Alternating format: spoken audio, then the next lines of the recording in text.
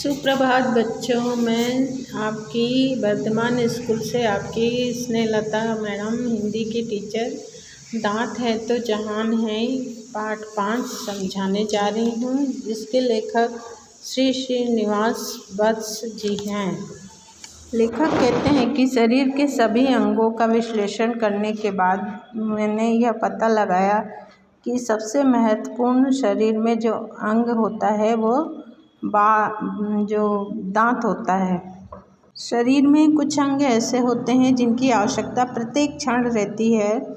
आँखों का भी हमारे शरीर में बहुत महत्व है, लेकिन आँखों के बिना हम काम चला सकते हैं, परंतु दांत के बिना हम स्वाद या दुनिया का कोई भी किसी भी चीज़ का स्वाद नहीं ले सकते हैं। यह एक व्यंग है। लेखक ने हास्य रूप में यह जो लिखा है हास्य व्यंग है, जिससे पढ़कर आपको हंसी आएगी। तो इस पाठ में लेखक ने दांत के महत्व को बताया है। लेखक कहते हैं कि मेरी तालिका में सबसे महत्वपूर्ण अंग है दांत। जैसा कि नाम से ही मतलब सुगंध आने लगती है, खाने पीने की चीज़ों की खुशबू आने लगती है।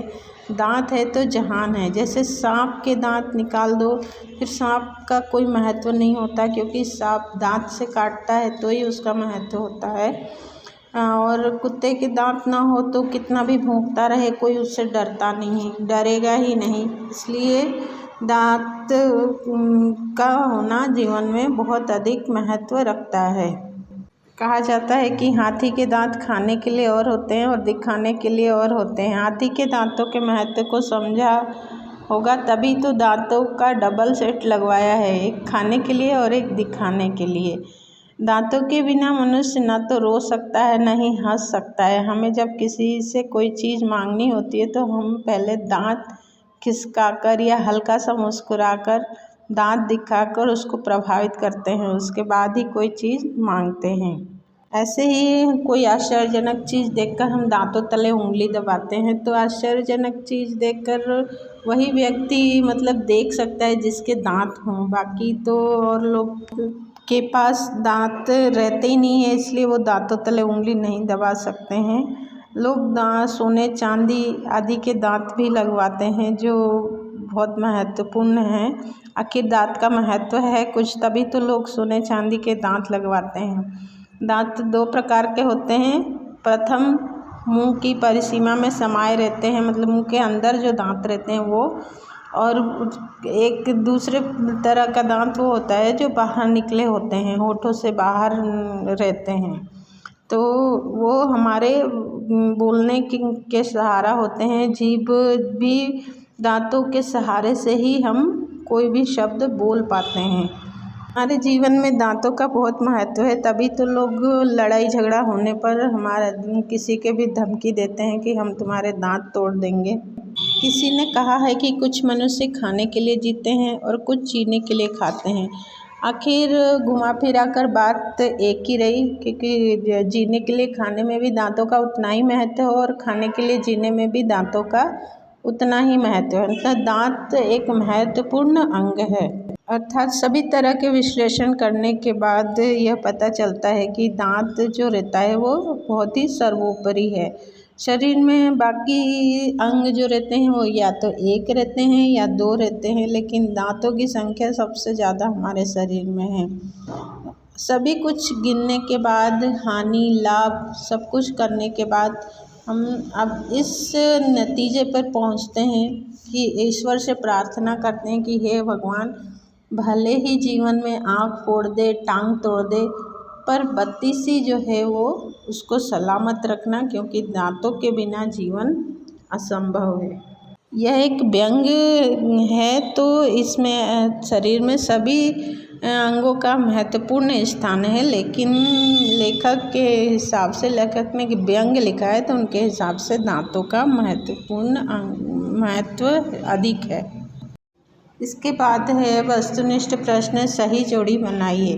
पहला है पंचभूत शरीर, दूसरे का उत्तर है गंजा आदमी, और तीसरे का उत्तर है शीतलहर दीर्घ दंत।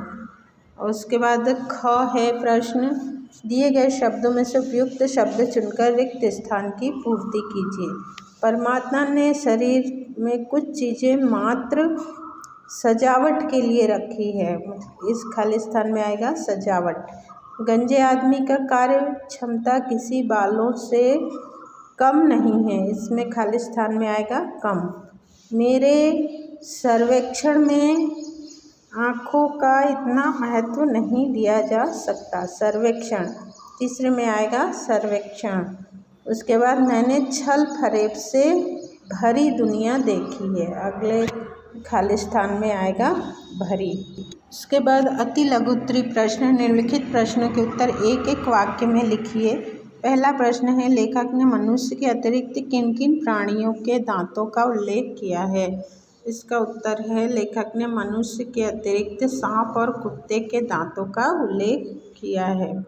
इसके बाद दूसरा प्रश्न है, किसी से कुछ मांगने से पहले दांत दिखाना क्यों आवश्यक है? इसका उत्तर है, किसी से कुछ मांगने से पूर्व दांत दिखाना इसलिए आवश्यक है क्योंकि उसको पहले दांत दिखाकर हल्का सा मुस्कुराकर उसको प्रभावित करना पड़ता है। तीसरा प्रश्न है, शीतलहर में लोग अपना गुस्सा कैसे झाड़ते हैं? तो इसका उत्तर है, शीतलहर में लोग दांत किटकिटाकर ठंड पर अपना गुस्सा झाड़ते हैं। अगला प्रश्न है, किस बात से पता चलता है कि लोग अपने दांतों को सोने चांदी से अधिक महत्व देते हैं? इसका उत्तर है, लोग दांतों में सोने चांदी के तार जुड़वाते हैं। इस बात से पता चलता है कि लोग दांत को सोने चांदी से अधिक महत्व देते हैं। अब लघु उत्तरीय प्रश्न है अगला, निम्नलिखित प्रश्नों के उत्तर 3 से 5 वाक्यों में दीजिए। तो पहला प्रश्न है, लेखक लंबे दांत वाले व्यक्ति या आदमी को अधिक आदर क्यों देता है? इसका उत्तर है, लेखक लंबे दांत वाले आदमी को इसलिए अधिक आदर देता है क्योंकि लंबे दांत होने से उस आदमी के गुस्सा होने या खुश होने का अंदाज़ा नहीं लगा सकते हैं। उनके लिए जागी रही भावना जैसी वाली बात यहाँ पूर्ण रूप से चरितार्थ होती है, मतलब जिसको जैसा सोचना है वैसा सोचे। अब दूसरा प्रश्न है, लेखक ने आकार के अनुसार दांतों के कितने प्रकार बतलाए हैं?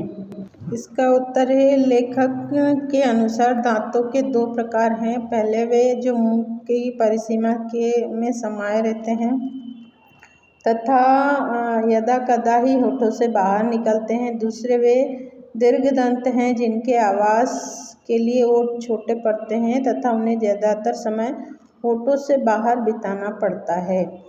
अगला इसके बाद ग वाला प्रश्न है, लेखक ने बालों को सजावट की चीज़ कहा है, इस कथन से आप कितने सहमत हैं? तो इसका उत्तर है, लेखक ने बालों को सजावट की चीज़ कहा है क्योंकि इनके होने अथवा नहीं होने से कोई मानसिक तथा शारीरिक ताकत पर फर्क नहीं पड़ता है, अतः लेखक का उपयुक्त तथ्य बिल्कुल सही है। इसके बाद घ प्रश्न है, लेखक के अनुसार आँखों का महत्व कम क्यों है? इसका उत्तर है, लेखक ने छल फरेब से भरी दुनिया, शोषण, अन्याय आदि स्वयं अपनी आँखों से देखे हैं लेकिन कुछ कर नहीं सका। कोई आँख दिखाता भी है तो चुपचाप उसकी आँख देख लेता हूँ। समय के साथ लोग आँख फेर लेते हैं। लेखक सोचता है कि यदि आँख न होती तो उसे किसी की आँख क्यों देखनी पड़ती, इसलिए लेखक के अनुसार आँखों का महत्व अधिक नहीं है। अगला प्रश्न है ग वाला, लेखक परमात्मा से क्या प्रार्थना करता है? हानि लाभ की गणना के बाद जब लेखक परमात्मा से प्रार्थना करता है कि हे भगवान, भले ही मेरी आँख फोड़ दे, टांग तोड़ दे, पर इस बत्तीसी को सही सलामत बनाए रखना। इसके बाद अगला प्रश्न है भाषा की बात, निम्नलिखित शब्दों का शुद्ध उच्चारण कीजिए। इसका केवल उच्चारण करना है, कॉपी में नहीं लिखना है। उसके बाद है निम्नलिखित शब्दों की शुद्ध वर्तनी लिखिए। वर्तनी शुद्ध करके लिखना है। पहला है यद्यपि, भौंकना, किटकिटाना, बत्तीसी और निष्पन्न। इसका उत्तर आपको स्क्रीन पे दिया हुआ है, इसमें से देखकर सही लिखना है आपको। उसके बाद अगला प्रश्न है, पाठ में आए इन मुहावरों का अर्थ लिखकर वाक्यों में प्रयोग कीजिए। तो पहला है आंखें फेरना, इसका अर्थ है समय पर साथ छोड़ देना। इसका वाक्य प्रयोग आप कुछ भी अपने मन से भी लिख सकते हैं, पर इसमें लिखा, मैंने सुधीर से पैसे क्या मांगे कि उसने तो आंखें ही फेर ली। दूसरा है आंखें दिखाना। आंखें दिखाना का अर्थ होता है क्रोध करना। हमारे अध्यापक तो आंखें दिखा कर ही हमें डरा देते हैं। उसके बाद है दांत खिसकाना। इसका अर्थ होता है मुस्कुराना। दोस्तों अब दांत भी खिसकाओ, बहुत देर हो गई। इसका वाक्य प्रयोग आप अपने मन से भी कर सकते हैं। अगला प्रश्न है दांत तले उंगली दबाना, मतलब आश्चर्यचकित होना। राजेश को सिगरेट पीते देख उसके पिता ने दांतों तले उंगली दबा ली। दम तोड़ना मतलब दांत तोड़ना मतलब पिटाई करना। और अधिक फालतू बोला तो दांत तोड़ दूंगा। उसके बाद हाथी के दांत खाने के और दिखाने के और कहावत का प्रयोग करते हुए एक वाक्य बनाइए। तो इसका उत्तर है, तुम्हारे बेटे ने सारे साल परीक्षा की तैयारी की किंतु वह फेल हो गया। सही कहते हैं कि हाथी के दांत खाने के और दिखाने के और होते हैं। इसके बाद 8वां प्रश्न है, इस पाठ में आया डबल सेट शब्द अंग्रेजी भाषा का है जिसे हिंदी में जो कि क्यों प्रयोग किया गया है। हिंदी में प्रयोग किए जाने वाले अंग्रेजी के 5 शब्द लिखिए। तो इसका उत्तर है first class, motorcycle, car, machine, doctor आदि। इसके साथ ही ये आपका पाठ कंप्लीट हो गया है। अब इस पाठ को आप कॉपी में लिख कर रखेंगे।